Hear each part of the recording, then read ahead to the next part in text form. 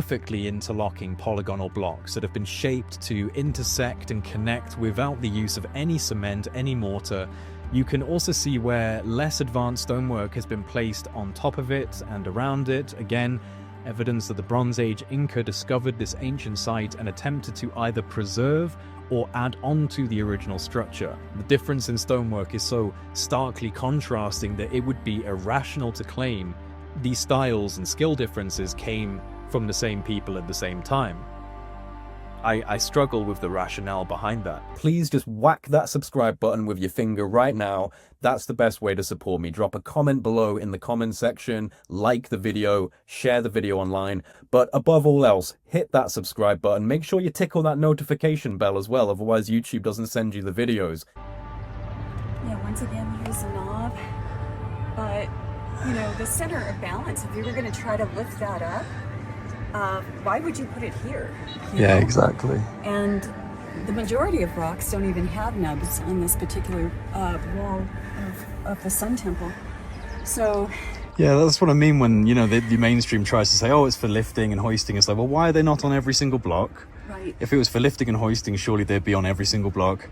And then again, going back to what we just saw, why are they on the bedrock? Right. Why are they clearly jutting out of the actual bedrock itself? So no, it's still a real mystery, the nubs. As we gain altitude, the architecture gains more sophistication, until we're faced with absolutely mind-boggling architecture. Precision-shaped blocks of andesite flow into one another with joinery so precise that it's hard to even comprehend, especially if we are assigning, once again, Bronze Age chisels, copper tools, stone hammers to the task.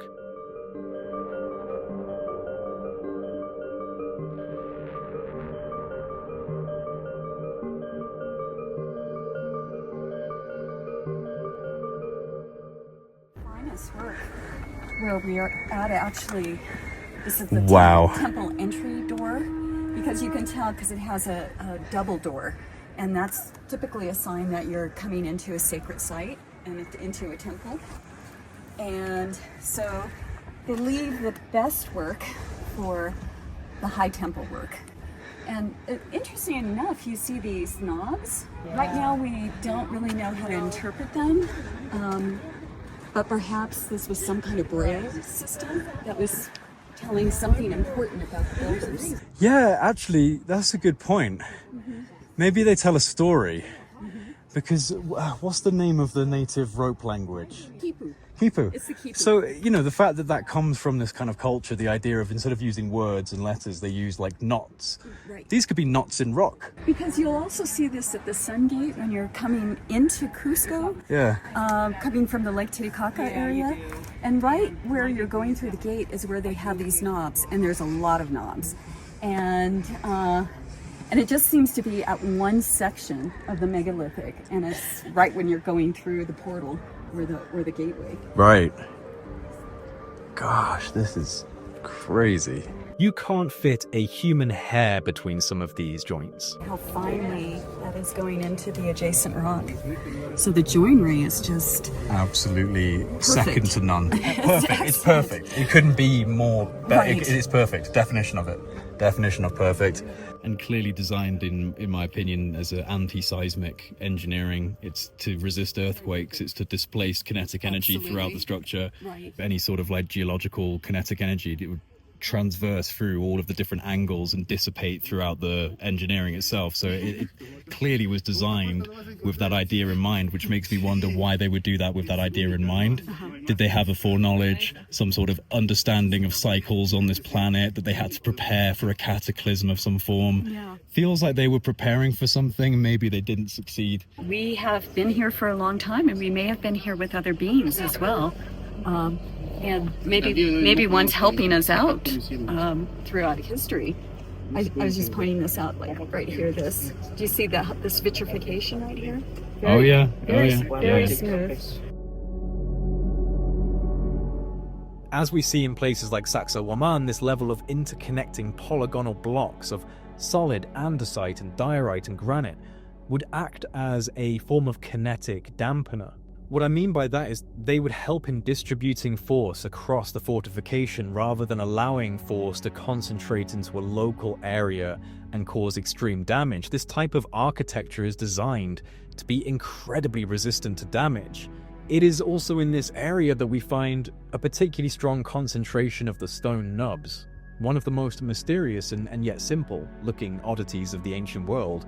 We find them everywhere. We see these stone nubs on megalithic work in India, in Turkey, in Egypt, most of the areas where extremely impressive multi-ton precision-engineered megalithic structures can be found.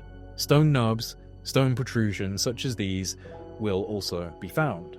Now, the mainstream interpretation of these nubs is that they are leveraging points, places for ropes to be attached for the original moving and placing of the blocks. Now, there are some glaring issues with this theory. First of all, as I mentioned earlier, we actually see stone nubs protruding from what would appear to be the literal bedrock. Okay, these nubs are coming out of the mountain from an area where they were clearly removing stone. So if the nubs are leveraging points, why are they on the natural rock face? The existence of stone nubs on the natural rock face also puts a spanner in the alternative theories, which is that these are signatures of blocks being cast, not cut, but cast from artificial stone. Marcel Fonte is the main proponent behind this theory, that ancients were using an artificial stone slurry that would harden into stone over time, and that the nubs are a signature of where water glass was being drained out of these artificial stones, water glass being one of the elements required for this artificial stone making process, which, to be fair to Marcel, he is actually demonstrating at his home lab in Budapest, and I'm going to be flying out there myself to see his work firsthand and decide if it matches up with what we see in the ancient world. However, the existence of stone nubs on the natural rock face does make this theory problematic for explaining all of the examples of stone nubs, unless we're making an argument that the mountain itself, of which this bedrock is a part of, is in fact artificial, which is a bit of a stretch for me. Up high on the mountain fortifications of Ollantaytambo, we see stone nubs all over the place, not on every block, but distributed across the various facades of this complex. This is another reason why the mainstream leveraging point theory doesn't really hold weight, pun intended. Because they're not present on every block, and when they are present, they're rarely, if ever, in a logical position or of the correct size for lifting. They're not placed on all four corners or directly central. There doesn't actually seem to be a form of symmetry to it at all, at least not for an engineering or construction purpose. When you go to places like this, for example, the Coricancha, the Sun Temple in Cusco, this is supposed to be one of the most sacred and important sites, a royal site, and yet we come across totally smoothed down, beautiful ashlar block walls, and then suddenly, bam, there's a whole wall of these stone nubs concentrated in one particular area.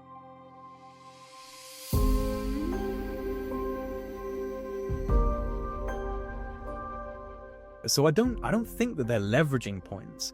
You'd think that they would sand them down, like somehow smooth them down for a royal construction, and yet you have completely smooth walls and then a bunch of nubs on a very specific area. So I actually hold space for them being, of course, a signature of softening the stone, but it's far from conclusive, and I do actually think that it could be potentially a coded language, because we have to remember that the only so-called written records from the Inca, their history, their recollection of events in the past, none of it was actually written.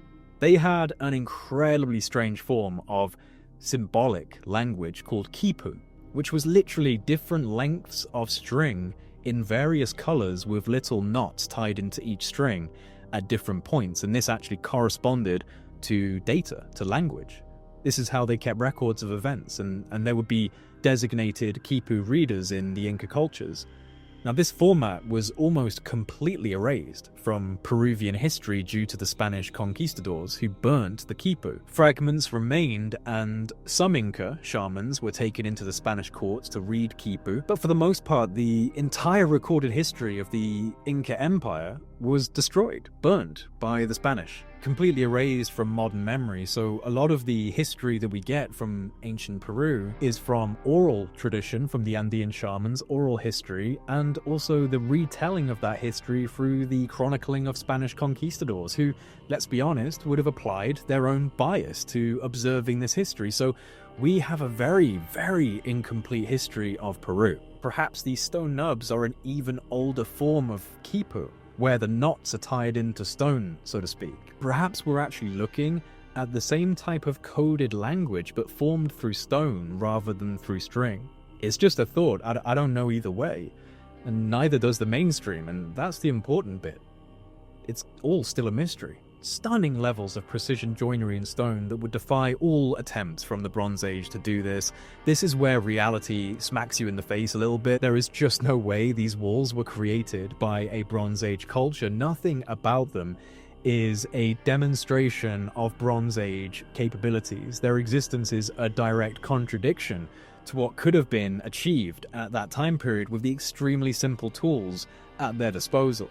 And this is not to denigrate the Inca, who managed to raise up an incredible civilization in a very short time span. The apex reign of the Inca lasted less than 100 years before the Spanish came in. They were present and growing before then, of course, but the height of Inca civilization lasted for about 90 years. These are not periods of time that can be easily matched up with the incredible megalithic work all across Peru.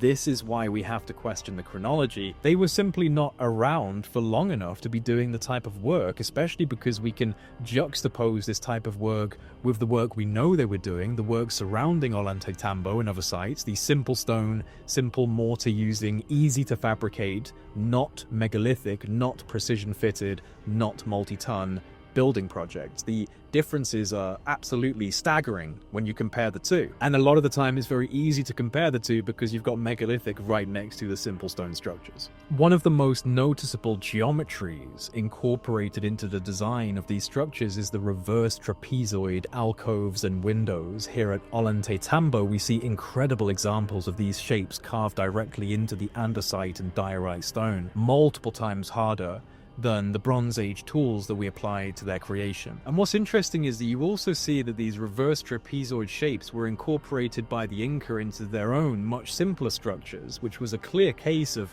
copying, of being inspired to attempt to replicate what they saw.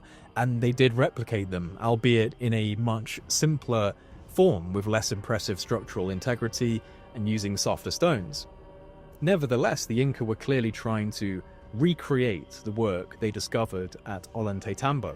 Many of the blocks here also have a shine to their surface. Now this is indicative of vitrification, which is an effect caused by when stone is heated at an extremely high temperature, at which point they partially melt and then upon cooling form a glassy, fused or vitreous rock. So why are so many of the blocks in Ollantaytambo demonstrating this signature of vitrification?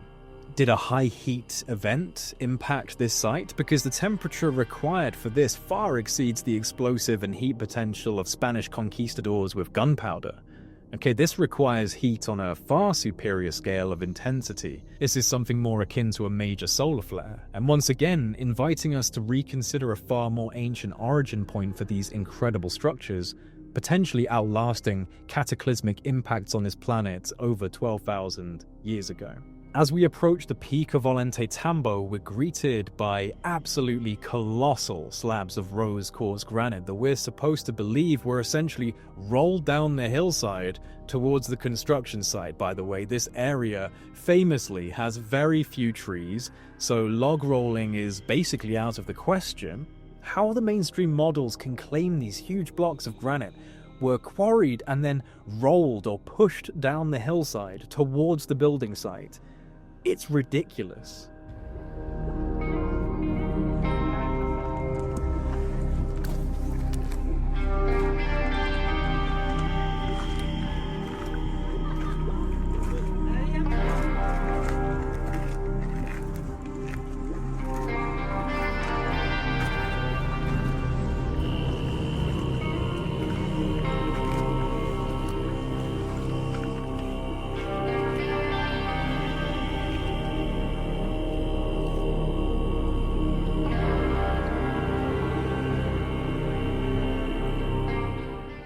probably have one of the most impressive Hanan-Pacha thrones. And they typically call these Inca thrones, probably pre-Inca. And you can see it's carved right out of the bedrock and beautifully smooth shaping and seats that are formed into the Hanan-Pacha. So it's funny, most people just walk through and never notice this, but it's quite a beautiful rock to look at. Huh. With all its colors and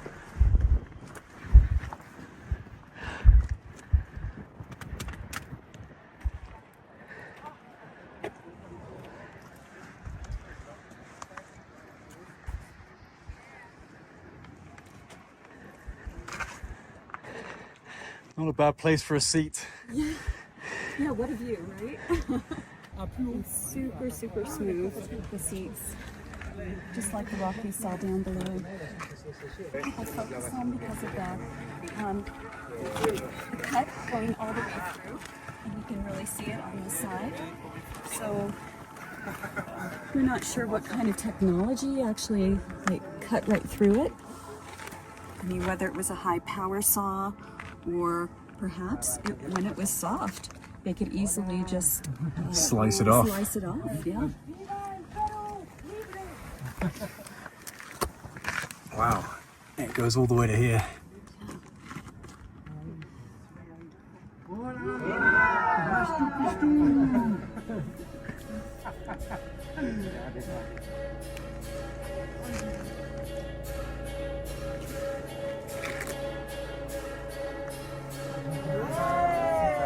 How did Bronze Age era people pull something like this off, and why does this megalithic work seem to be spread around the hillside with huge breakage points, scattered like Jenga pieces, while the simple, rough-cut walls remain sturdy, stable and still standing?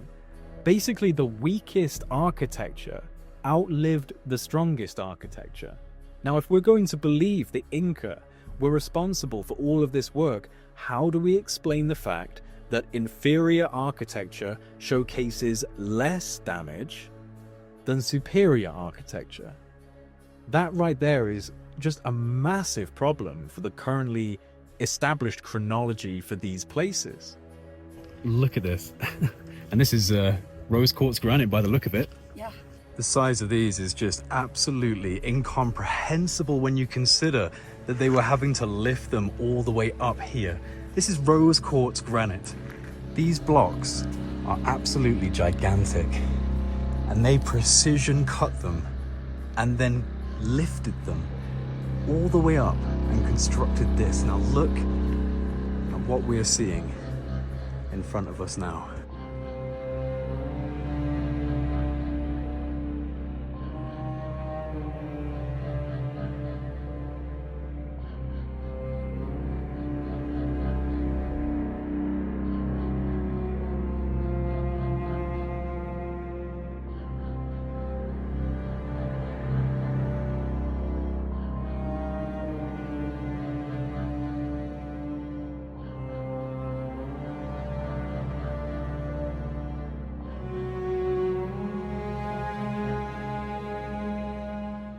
One of the most striking features at Ollantaytambo is this enormous wall of rose granite, complete with some strange details, including stone nubs of varying sizes protruding from the blocks, easily up to 100 tons or more, and yet it feels incomplete. It looks as if there was once much more of this, which would explain why massive blocks of granite are scattered across this entire area.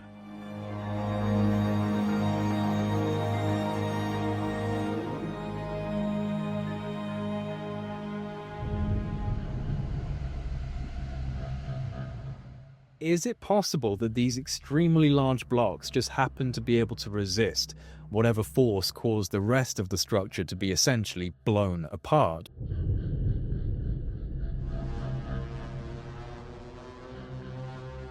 Sliding down the hillside around it, embedded into the earth.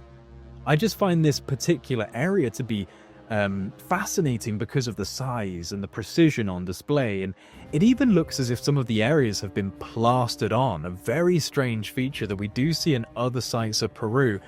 It's like a scoop mark, but it's almost like someone placed one of those paint scraping tools over the stone and pushed down. These square indentations into solid granite are very odd, and once again we have to highlight the absolute lack of tool marks. Where are the chisel marks? Where are the overcuts?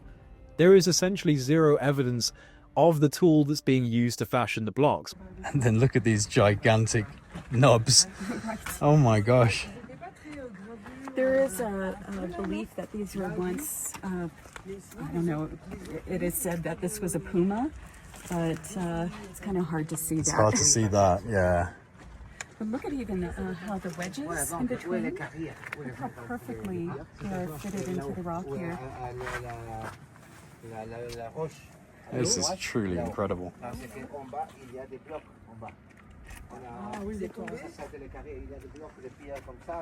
it is believed that these inner wedges are used to stabilize it even more. Right. So if there is an earthquake, they end up buffering and supporting the rock.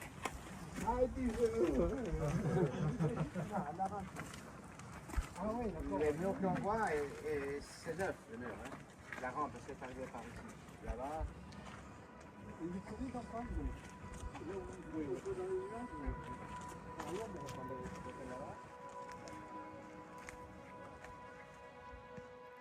Just strange formations, evidence of novel material manipulation techniques like this big chunk of granite that looks almost identical to what we see in Aswan Quarry in Egypt. Look at the scoops of stone that have been taken away from the main body of this rock in a fashion that makes it look as if it were once soft and scooped away like ice cream. It's just very strange, this particular block and the grid-like scoop marks at Aswan Quarry are strikingly similar and leave us with nothing more than questions about how this was done in such incredibly hard stone at a time when the tools were so primitive and softer than the material they're being used against. Around the back of these giant red granite blocks, we see evidence for Inca restoration, filling in the gaps that were made long ago with their more simplistic stone stacking techniques. The idea that these huge granite blocks were placed here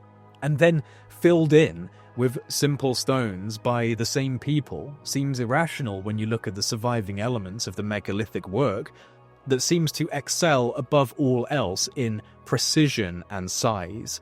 Precision joining of multi-ton blocks. There is nothing precise about filling in gaps in with loose rocks. So I would argue that this is further evidence for Inca discovery and attempts to restore and maintain these sites.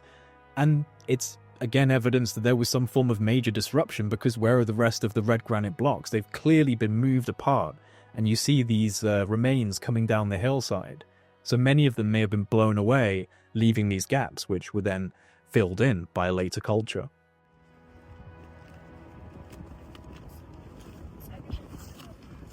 Quite figured out what's going on here. How did these rocks get separated? Huh. You know, and this is Inca fill, Yeah. and more modern fill. But what caused them to separate like this?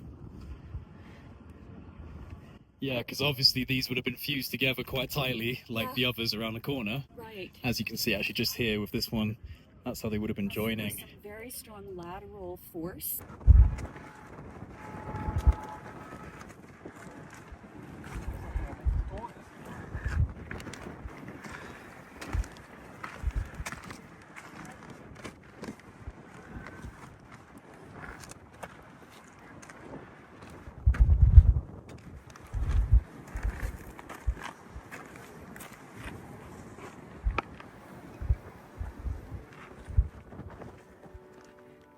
Another extremely interesting element to some of these blocks is the inclusion of what appear to be melding points between them, where perhaps a molten metal of some form was poured in. Now, this is not unique to Peru.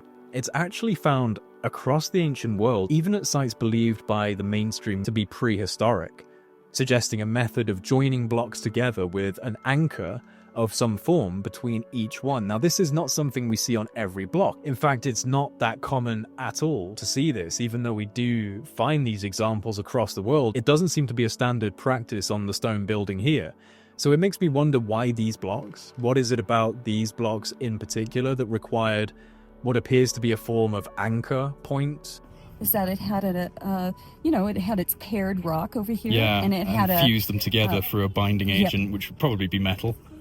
Probably. But what kind of metal? Some people say copper, but would that have been strong enough?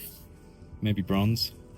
No, I believe there was somebody who he actually took a picture here, and it looked like drill holes, like from some machine. Let's see if it's over here. Oh yeah, here it is. Yeah, so right over here. It's kind of hard to see though. Oh yeah, no, you can see some striations. Hang on, let's zoom in on that. Yeah, you can just about make out some striation marks. Right. Yeah, he had actually a really good video where you can see it quite clearly. And based on its hollowed out nature, I imagine it was filled with something, and a metal would make sense. It would also make sense that the metal was looted out of the blocks long before modern times, which would explain their absence. Either way, it's a very interesting and often overlooked technique that is worth highlighting. Maybe you have a different idea for why they have been adding these into the blocks.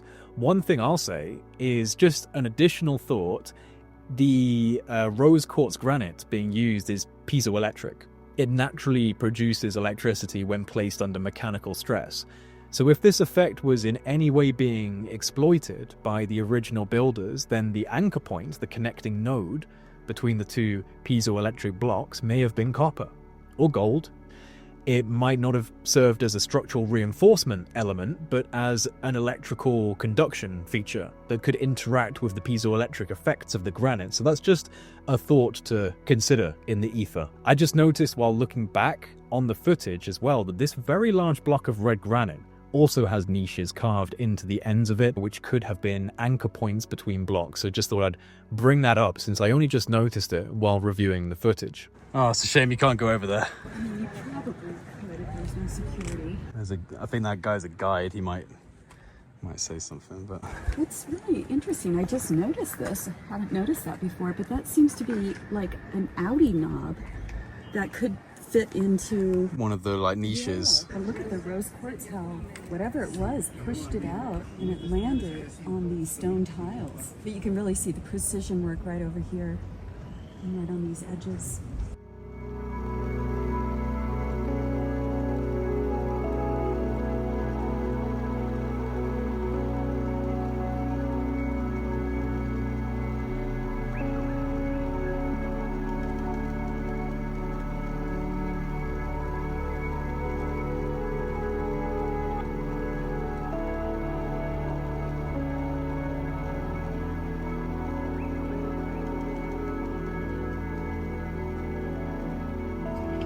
See the damage here too.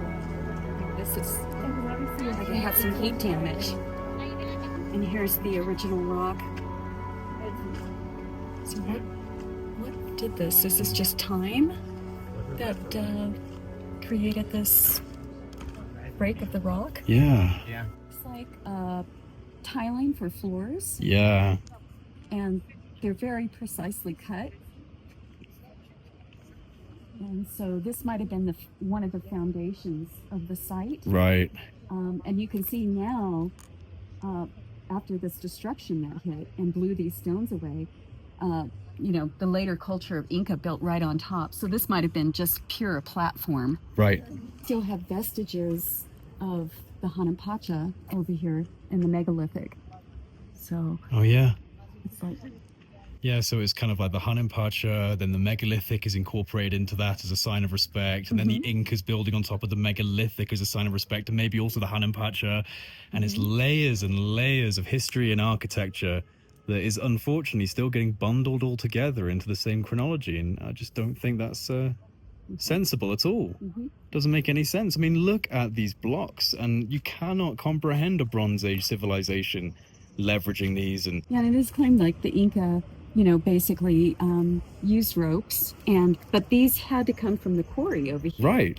And so it is believed they rolled them down like the mountain, but the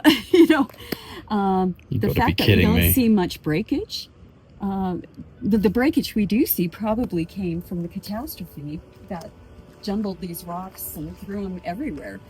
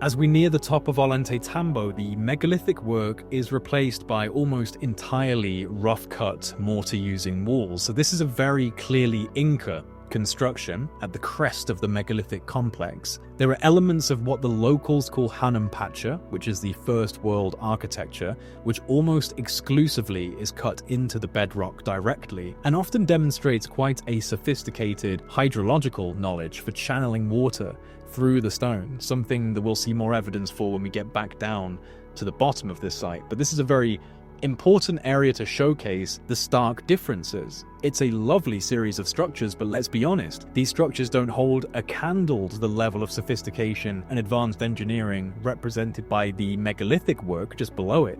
And yet once again we see these simpler structures have managed to survive the test of time far better than the megalithic work, which makes no sense. It doesn't make sense if it was a geological event, and it doesn't make sense if it was Spanish conquistadors, because how could the Spanish conquistadors destroy huge multi-ton megaliths with gunpowder, which is not strong enough? They didn't even have dynamite, but they didn't bother blowing up the really easy to destroy buildings. I mean, if I took a sledgehammer to these structures, I could bring them down. So isn't it weird how they're standing almost completely perfect? A little bit of degradation, some bits falling down, but these walls, based on what you see with the megalithic structures, these walls should be turned to dust, but they're completely freestanding and fine. That's a massive problem. And it's brilliant that in Ollantaytambo you actually have a physical juxtaposition, a real in-your-face contrast of incredibly sophisticated and incredibly simple, very basic, hugely damaged, mainly still standing, and we're being told that these two overlap on the same chronology. No. Sorry, doesn't make sense. Doesn't make sense. Best work for the high temple work. I think the Sacred Valley of Peru might be one of the most jaw-dropping areas of the world I've ever been to.